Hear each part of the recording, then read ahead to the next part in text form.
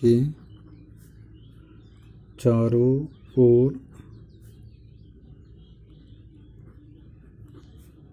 वृत्तीय कक्षाओं में वृत्ताकार कक्षाओं में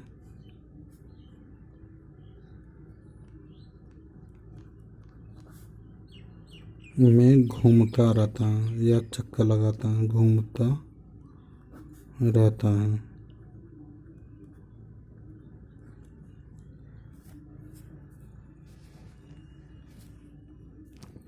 तो जो इलेक्ट्रॉन होता है नाभिक के चारों ओर वृत्ताकार कक्षाओं में क्या होता है, घूमता रहता है।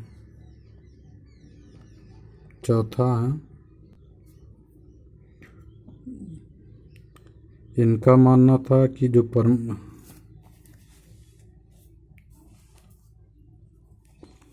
इन्होंने बताया कि जो प्रोटॉन होते हैं वह नाभिक के अंदर होते हैं और इलेक्ट्रॉन इसके चारों ओर चक्कर लगाते हैं।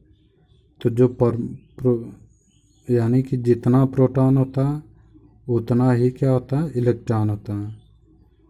तो यह प्रोटॉन प्लस और इलेक्ट्रॉन माइनस, यह प्लस माइनस मिलके क्या बना लेता है, उदासीन हो जाता है।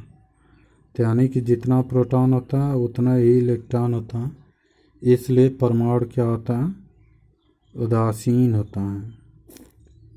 तो दोनों की संख्या बराबर होगी, अगर जुड़ेंगे तो वह क्या होंगे, उदासीन हो जाते हैं।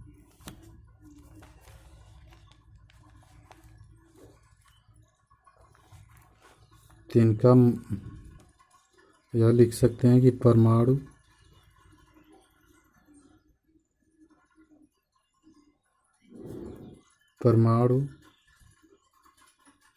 के नाभिक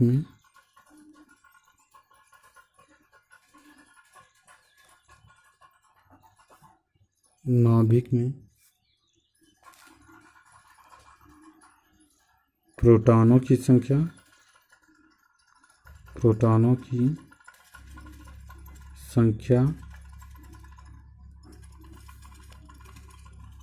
तथा इलेक्ट्रॉनों की संख्या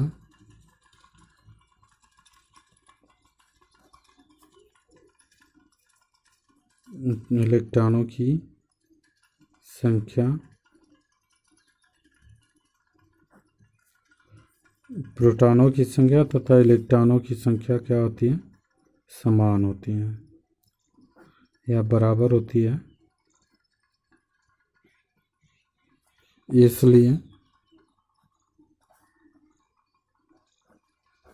इसलिए परमाणु क्या होता है,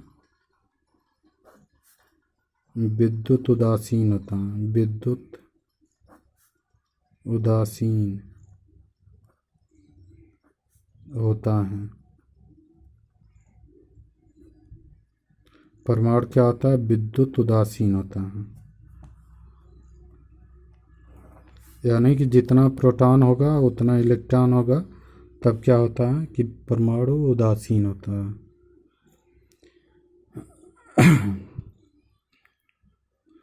और जो लास्ट पॉइंट है कि जो परमाणु की त्रिज्या होती है,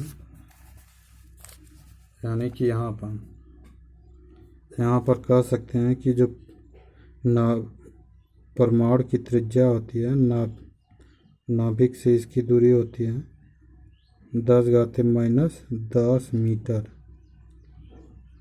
इसी 10⁻⁻10 मीटर की त्रिज्या में जितना इलेक्ट्रॉन होता है वह घूमता रहता है।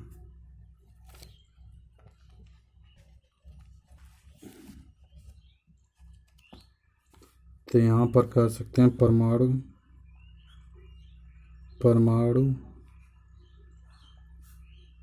के नाभिक में परमाणु के नाभिक की त्रिज्या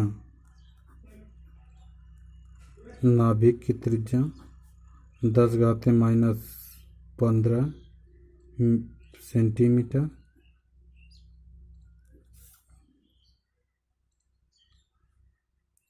तथा परमाणु की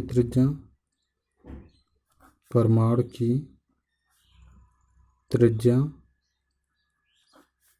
या 10⁻10 मीटर होती है। यानी कि परमाणु की नाभिक की त्रिज्या 10⁻15 सेंटीमीटर और परमाणु की त्रिज्या 10⁻10 मीटर होती है।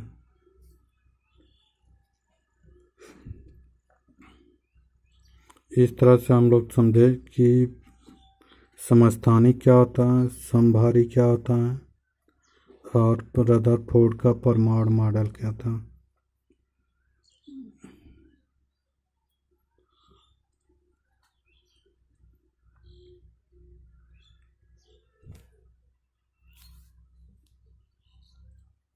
तो यहाँ पर अब इसके बाद हम लोग समझेंगे रदरफोर्ड के परमाणु मॉडल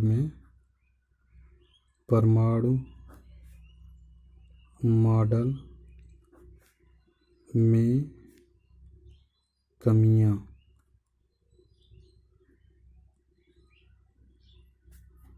रदरफोर्ड के परमाणु मॉडल में कमियां, क्या क्या कमियां हैं।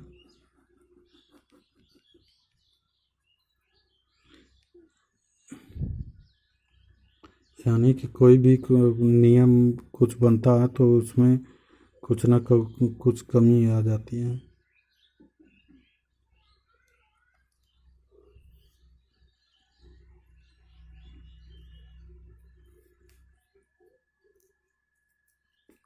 सबसे पहली कमी तो यही है कि इलेक्ट्रॉन नाभिक के चारों ओर वृत्तीय कक्षाओं में घूमते रहते हैं, लेकिन किस कक्षा में कितने इलेक्ट्रॉन होने चाहिए यह इन्होंने नहीं बताया।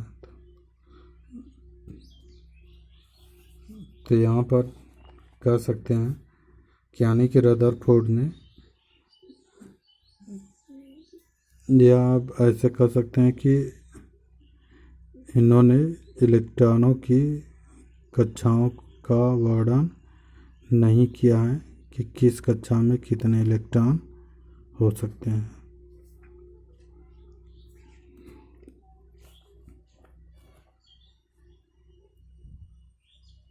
तो पहली कमी यह हो सकती है कि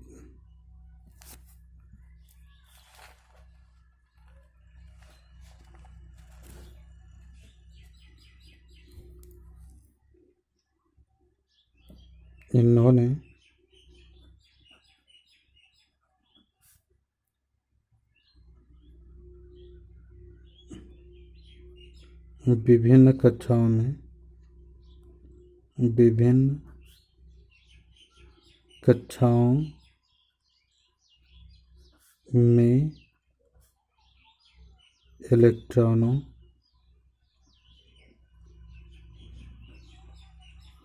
विभिन्न कक्षाओं में इलेक्ट्रॉनों की संख्या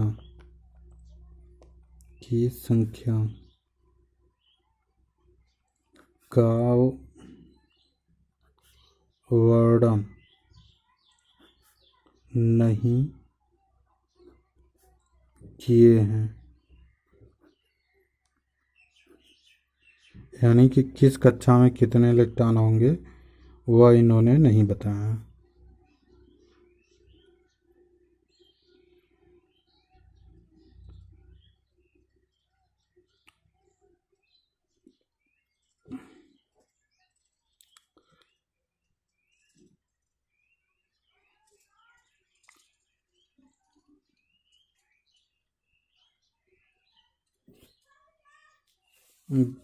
दूसरी कमी यह है कि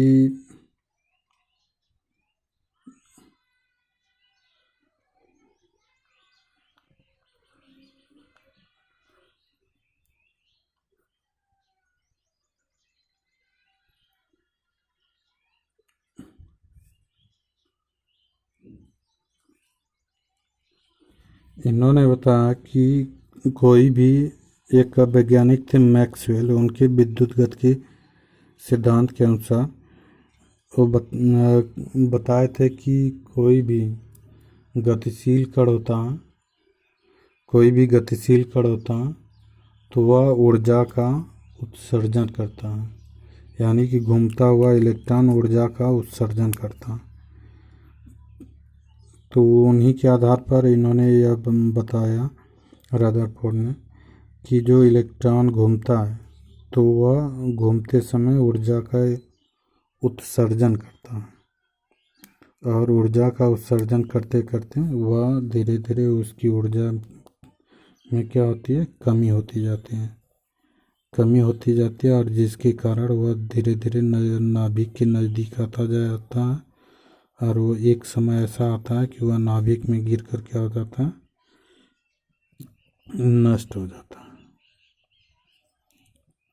फिर से सुन लीजिए कि एक थे वैज्ञानिक कि मैक्सवेल के विद्युत गतिकी सिद्धांत के अनुसार कोई भी गतिशील कण होता